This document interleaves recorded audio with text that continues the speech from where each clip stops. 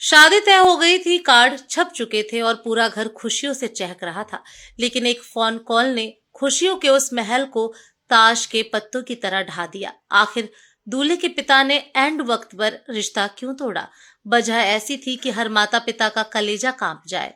अविनाश जी अपनी इकलौती बेटी आंचल की शादी को लेकर फूले नहीं समा रहे थे। दामाद शहर का माना जाया अफसर था और सबसे बड़ी बात, वे लोग पूरी तरह दहेज मुक्त शादी कर रहे थे। अविनाश जी को लग रहा था जैसे उन्हें दुनिया की सबसे बड़ी लॉटरी लग गई हो। लेकिन शादी से ठीक 20 दिन पहले लड़के के पिता मिस्टर खन्ना का फोन आया।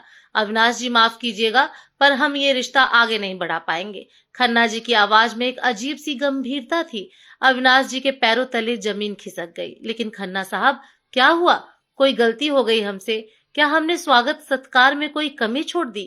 खन्ना जी ने ठंडी आह भरी और बोले, अविनाश जी, पिछले 2 महीनों में मैं कई बार बिना बताए आपके घर आया।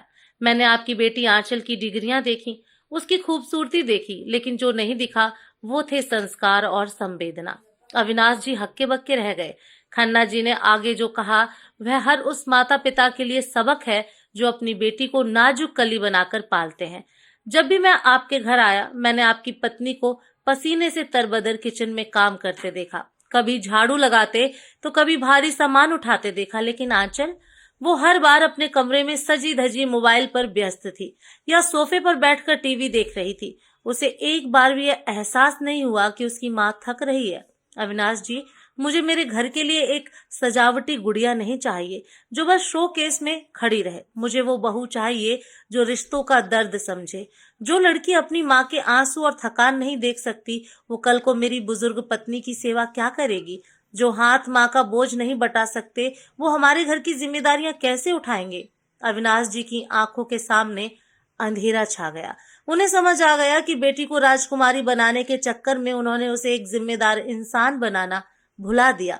आजकल हर माता पिता अपनी बेटी को ढेर सारा लाड प्यार देते हैं, जो सही भी है, लेकिन क्या उस प्यार की आड़ में हम उन्हें अपंग तो नहीं बना रहे? सोचिए जरूर। बेटी को घर के काम सिखाना उसे नौकरानी बनाना नहीं, बल्कि उसे आत्मनिर्भर बनाना है, ताकि कल को उसे किसी के सामने बेबस ना होना पड़े। समय समय पर उसे उसकी गलतियों पर टोकना जरूरी है। अगर वह मायके में डांट नहीं सहेगी तो ससुराल में बड़ों की बात उसे अपमान लगेगी और यहीं से घर टूटने की शुरुआत होती है। अक्सर लोग बेटों को दोष देते हैं कि उन्होंने माँ बाप को वृद्धाश्रम भेज दिया, पर याद रखिए, उस बेटे के फैसले के पीछे किसी की बेटी की सोच भी शामिल होती है। अगर हमने अपनी बेटी में सेवा भाव के संस्कार नहीं डाले तो समाज में वृद्धाश्रम कभी बंद नहीं होंगे। अपनी बेटी को सिर्फ बेटी बनाकर मत पालिए, उसे किसी घर की मान मर्यादा और संस्कारी बहू बनने के योग्य बनाइए, वरना सजा सिर्फ उसे नहीं, पूरे परिवार को भुगतनी पड़ेगी। आपकी इस बारे में क्या राय है? क्या आज के माता पिता बच्चों को जरूरत से ज्यादा छूट देकर उनका भविष्य बिगाड़ रहे हैं? आपकी क्या प्रतिक्रिया है? अपने अनमोल विचार कमेंट्स में जरूर साझा कीजिए। अगर आपको पोस्ट अच्छी लगी हो तो वीडियो को लाइक करें, शेयर करें और पेज को फॉलो करना ना भूलें। धन्यवाद।